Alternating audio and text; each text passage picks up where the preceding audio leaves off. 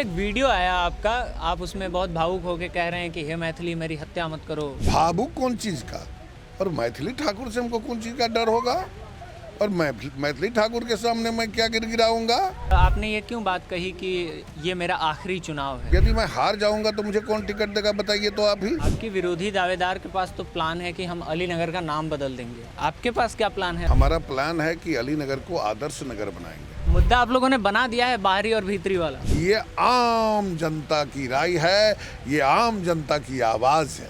क्या मुसलमान सिर्फ वोट देने के लिए हैं आरजेडी को, या हमें कोई नुमाइंदगी भी मिलेगी? ये सब चीज जब सरकार हमारी बनेगी तब तय किया जाए। मिथिला राज्य को लेकर आपकी क्या राय है? विनोद मिश्रा जैसे लोगों को जो टिकट दिया गया है, जो सवर्ण समाज से, ब्राह्मण समाज से आते हैं, जो पंडित हैं, जिनको मिथिला के बारे में बहुत अनुभव है, ज्ञान है, वे लोग क्या करेंगे? और मिथिला संस्कृति का ज्ञान सिर्फ ब्राह्मण समाज के पास ही है? मिथिला की संस्कृति का ज्ञान तो सबको है, लेकिन मिथिला में मैथिल ब्राह्मण जो हैं, उनका कुछ विशिष्ट स्थान है।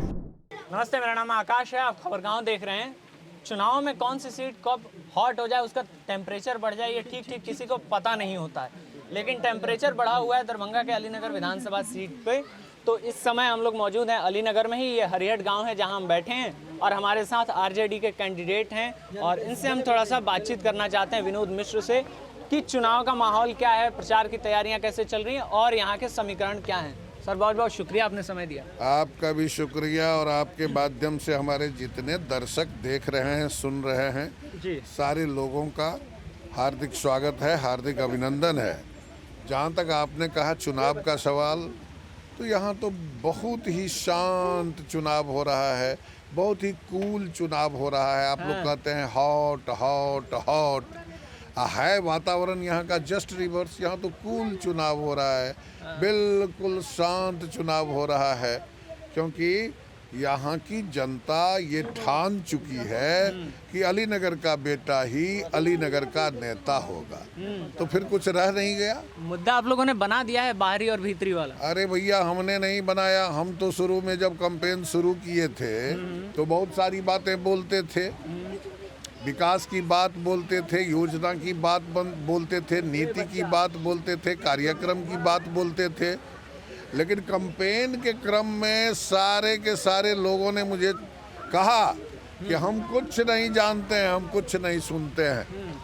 सबसे पहले हमको जो विधायक चाहिए वो इस समाज का बेटा चाहिए, इस क्षेत्र का बेटा चाहिए, जो मेरे दुख में, जो मेरे सुख में आसानी से खड़ा हो सके, कभी भी जरूरत पड़ने पर आसानी से मिल सके, जिसको इस मिट्टी का ज्ञान हो, जिसको इस क्षेत्र का ज्ञान हो, जिसको इस क्षेत्र की समस्या का ज्ञान हो, मुझे वो विधायक चाहिए। इसलिए हम लोग कुछ नहीं समझते हैं, हम लोग एक ही बात समझते हैं, जो अलीनगर का बेटा ही अलीनगर का नेता होगा। ये आम जनता की राय है, ये आम जनता की आवाज़ है। विनोद जी, टिकट कहाँ फंस गया था? नामांकन के आखिरी दिन जाके फाइनल हुआ। अरे भैया, आप जानते हैं ना, जब किसी परिवार में 6 भाई रहेंगे तो बंटवारा तो होगा ही ना। ये घर उसका, ये खेत उसका, ये खलिहान उसका, ये सब चीज़ तो होता ही है। तो हमारे गठबंधन में आप जानते हैं कि 6 दल के लोग हैं हम। तो अब सीट को लेकर के थोड़ा सा डिस्कशन हो रहा था। हमारा सीट जो है, ये जो सीट है, तो हमारे नेता, वीआईपी के नेता मुकेश सहनी जी पिछले वर्ष एनडीए में थे और ये सीट उनके खाते में गया था और वो जीते भी थे। मिश्रीलाल यादव जीते थे, इसलिए वीआईपी का दावा था कि किसी भी हाल में अलीनगर का सीट हम लेंगे। और डिसीजन जो हुआ वो लास्ट में जाकर के हुआ, इसीलिए हमारा टिकट फंसा था। लेकिन सवाल ये है कि हमारे नेता किसी भी हाल में अलीनगर सीट के लिए कोई समझौता करने के लिए तैयार नहीं थे, और इसीलिए अंतिम समय में ये आरजेडी का सीट बना और मुझे टिकट मिला। विनोद जी, एक वीडियो आया आपका, आप उसमें बहुत भावुक होकर कह रहे हैं कि हे मैथिली मेरी हत्या मत करो, पॉलिटिकल हैं? क्या था वो? उस वीडियो को लेकर अलग अलग व्याख्याएं हुई। किसी ने कहा कि ये मैथिली ठाकुर से अपील कर रहे हैं कि मेरा आखिरी चुनाव है, मुझे लड़ने दो। ये सब व्याख्या करने वालों से पूछना चाहिए। व्याख्या करने वाले तो अपने ढंग से व्याख्या करते हैं। लिखिए, मैथिली ठाकुर एक गायिका का नाम है और मैथिली माँ जगत जननी जगदम्बा का नाम है। तो व्याख्या करने वाले इस बात को समझें हैं। तो इसलिए ये व्याख्या जो किए हैं वो अपने ढंग से किए हैं। भावुक होने का क्या सवाल है भैया? भावुक कौन चीज़ का? और मैथिली ठाकुर से हमको कौन चीज़ का डर होगा? और मैथिली ठाकुर के सामने मैं क्या गिड़गिड़ाऊंगा?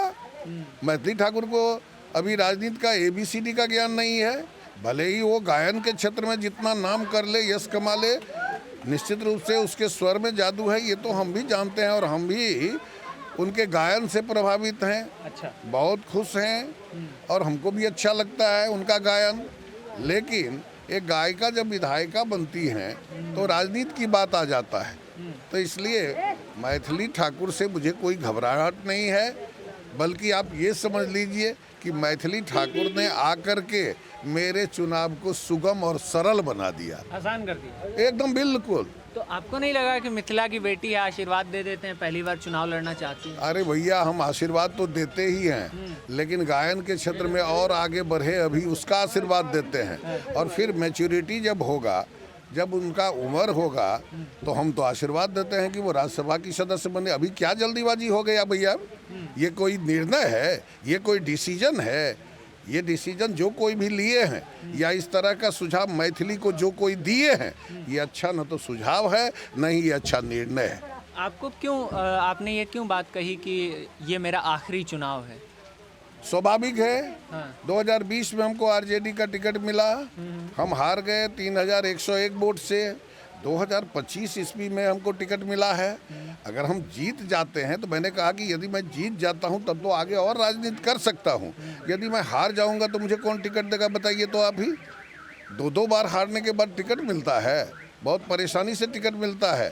कारण नेता जो हैं वो समीकरण को देखते हैं, और जब एक समीकरण बार बार फेल करता है तो फिर समीकरण बदल दिया जाता है।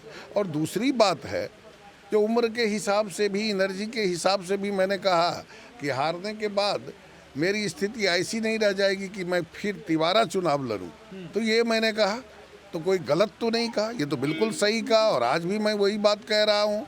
इसीलिए लोगों से अपील कर रहा हूँ कि देखिए भैया, आपको यदि हमसे प्रेम है, यदि आप मेरे इस समाज की सेवा को देखते हैं, यदि मेरा इस समाज के लिए कुछ किया हुआ है शिक्षा के क्षेत्र में, समाज सेवा के क्षेत्र में, तो आप लोग इतनी कृपा करें कि इस बार अधिक से अधिक मतों से आप हमको जितावें, ताकि मैं ईमानदारी से आपकी सेवा कर सकूं। आप बड़ी मुश्किल से टिकट मिलने की बात कह रहे थे।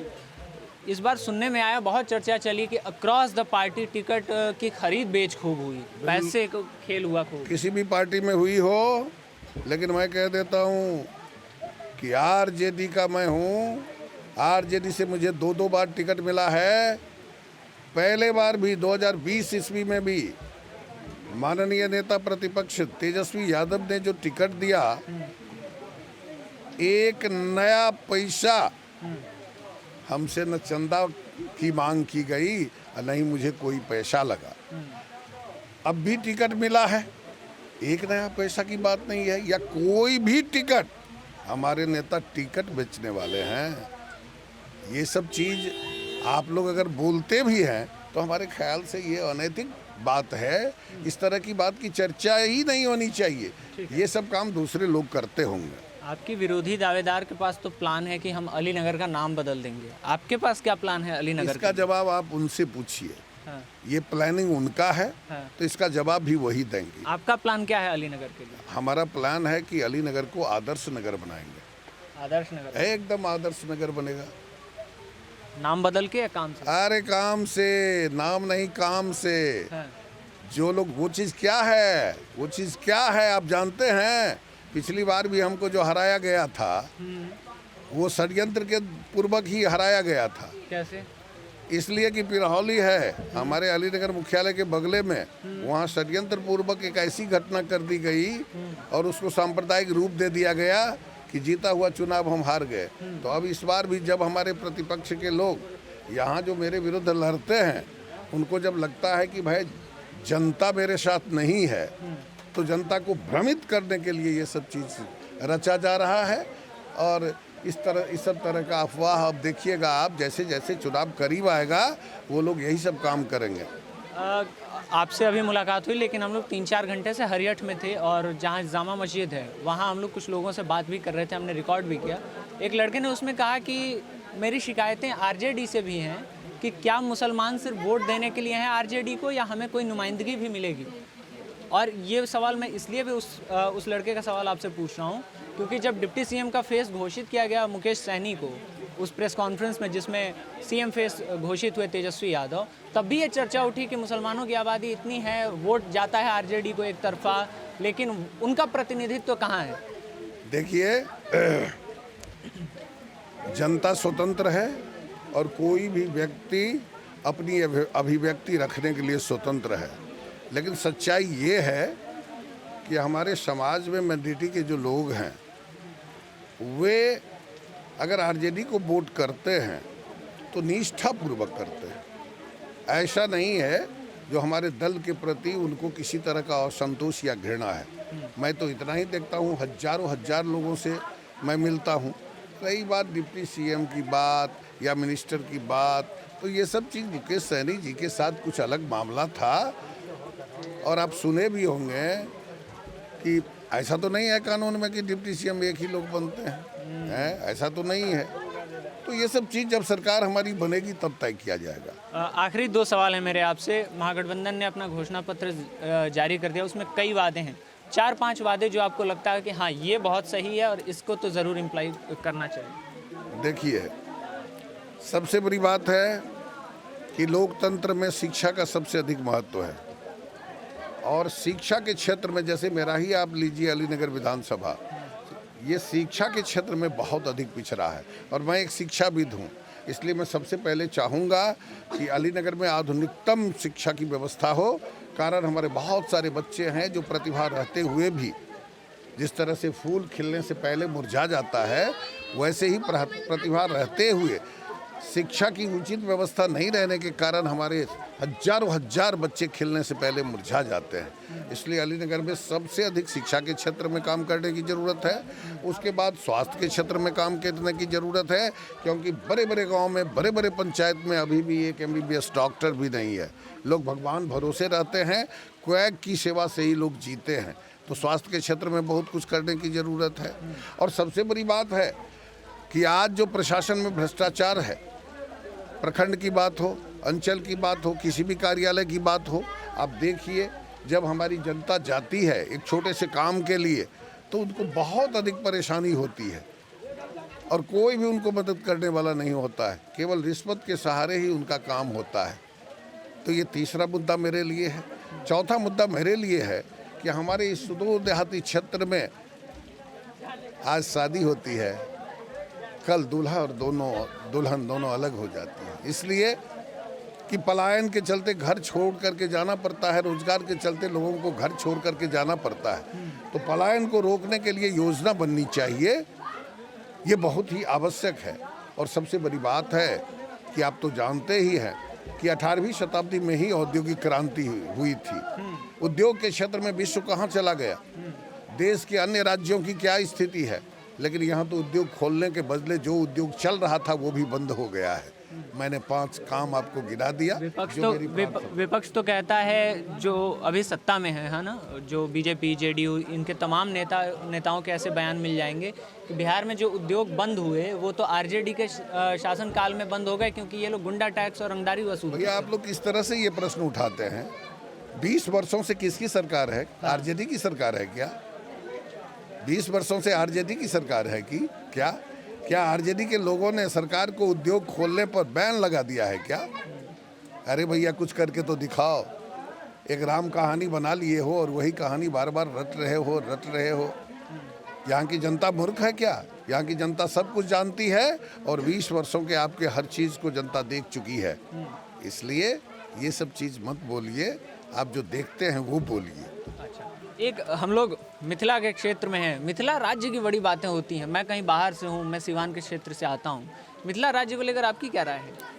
देखिए, दरअसल में मिथिला का एक गौरवशाली इतिहास है और हमारे नेता बोल चुके हैं कि मिथिला के विकास के लिए मैं विशेष मिथिला बोर्ड का गठन करूँगा।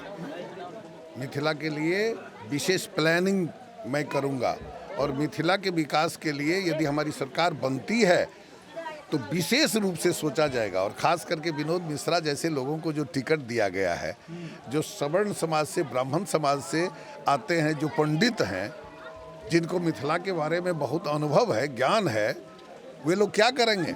मिथिला के डेवलपमेंट के लिए योजना रखेंगे। मैं सदन में आवाज़ उठाऊंगा, मैं अपने नेता से मिथिला के विकास के लिए विभिन्न तरह के प्रश्नों पर बहस करूंगा और चाहूंगा कि यदि मेरी सरकार बनती है तो मिथिला के लिए नए काम किए जाएं। मिथिला संस्कृति का ज्ञान सिर्फ ब्राह्मण समाज के पास ही है? देखिए, मिथिला की संस्कृति का ज्ञान तो सबको है, लेकिन मिथिला में मैथिल ब्राह्मण जो हैं उनका कुछ विशिष्ट स्थान है। अच्छा, हाँ। तो बाकी लोग नीचे नीचे से क्या तात्पर्य है? अरे आपका प्रश्न जो होता है, प्रश्न ऐसा होना चाहिए जो सकारात्मक। नीचे क्यों रहेगा? सब अलग अलग। देखिए, ये संस्कृति जो है मिथिला की, उस संस्कृति और सभ्यता को तो यहाँ हम देख रहे हैं, जो जिस तरह का साजिश हो रहा है, सब कुछ खत्म हो रहा है। आपने देखा है ना, मिथिला का सबसे बड़ा चीज़ क्या होता है आपको पता है? मिथिला में पाग को मिथिला में ताज माना जाता है, मिथिला के आन बान शान का प्रतीक माना जाता है। और यहाँ तो आप देख रहे हैं, जो उस पाग को भी फेंक दिया जाता है, उस पाग में नाश्ता किया जाता है, खाना खाया जाता है। तो इस तरह वो की तो कह रहे हैं कि हम पाग में मखान रख के उस सम्मान को बढ़ा रहे हैं। अच्छी बात है। हाँ। अच्छी बात है। पाग में मखान रख करके आप खाइए तो सम्मान बढ़ गया, पाग को लेकर के फेंक दीजिए तो सम्मान बढ़ गया। ये आपने अपनी आंखों से देखा होगा।